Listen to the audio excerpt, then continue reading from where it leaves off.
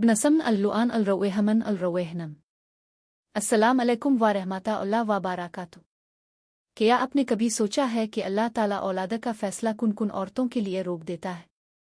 क्या वाकई कोई निशानियां ऐसी होती हैं जो बता देती हैं कि फुला औरत मां नहीं बन सकेगी? आज की ये वीडियो आपकी ज़िंदगी बदल सकती है, क्योंकि हम बात करने वाले हैं बे औलाद औरत की 7 खुफिया निशानियां।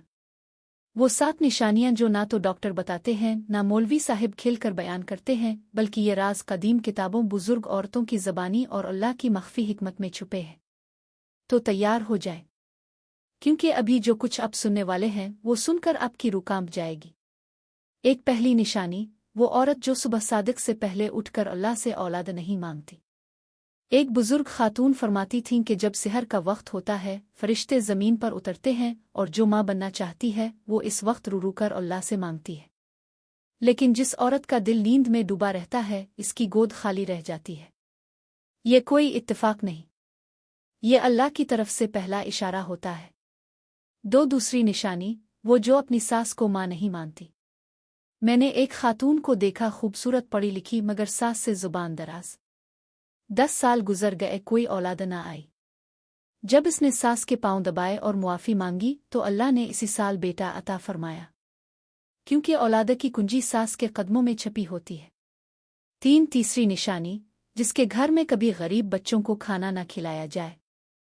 एक अमीर खातून थी, महल जैसी कोठी, मगर यतीम बच्चों को दरवाजे से भगाती थी।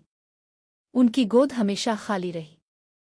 जबकि एक गरीब खातून जो खुद 2 वक्त की रोटी को तरसती थी मगर महल्ले के यतीमों को खिलाती थी, इसके घर में 7 बेटियां और 5 बेटे हैं। अल्लाह यतीमों के बदले अपनी रहमत से औलाद देता है। चौथी निशानी, वो जो अपने शौहर की इज्जत नफस को बार बार मजरू करती हो।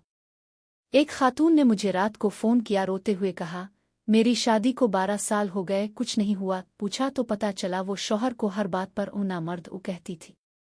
जब इसने जुबान बंद की और शौहर की इज्जत करना शुरू की तो अल्लाह ने 2 जुड़वां बेटों से नवाजा, क्योंकि औलाद मर्द की इज्जत से आती है, औरत की जिद से नहीं। पांचवी निशानी, जिसके दिल में रिश्तेदारों से हसद भरा हो। वो औरत जो भाभी के बेटे को, फूफी की बेटी को देखकर जलती हो, इसकी गोद पर अल्लाह ताला लानत डाल देता है। मैंने देखा है, जब हसद निकाल कर दुआएं देना शुरू की तो चंद महीनों में खुशखबरी आ गई। छठी निशानी, वो जो माहवारी के दौरान कुरान को छूने से भी गुरेज करती हो। ये बहुत बड़ा राज है। बुजुर्ग ख्वातीन कहती थीं कि हैज़ की हालत में भी अगर औरत दिल से कुरान पढ़े, इस्तिग़फ़ार करे तो अल्लाह इसकी रहम के दरवाजे खोल देता है।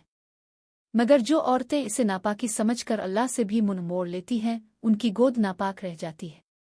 सातवें और सबसे खतरनाक निशानी, वो जो रात को सोते वक्त बिस्मिल्लाह नहीं पढ़ती।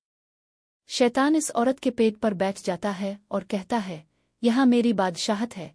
एक खातून ने सिर्फ 1 महीना ये अमल किया कि सोते वक्त बिस्मिल्लाह पढ़कर पेट पर हाथ फेरा और दुआ मांगी। अल्लाह ने 9 माह बाद फरिश्तों जैसा बेटा दिया। अब आप सोचें, क्या आप में भी ये 7 में से कोई निशानी तो मौजूद नहीं? अगर है तो आज ही तौबा करें, ये अमल शुरू करें और मुझे कमेंट में ज़रूर बताएं कि कौन सी निशानी आपको अपने अंदर नज़र आ रही है। और हाँ, अगर आप भी औलाद की दुआ मांग रहे हैं तो अभी कमेंट में ओ अल्लाह मुझे साले औलाद अता फरमा और लिखी, मैं आपके लिए खुसूसी दुआ करूंगी।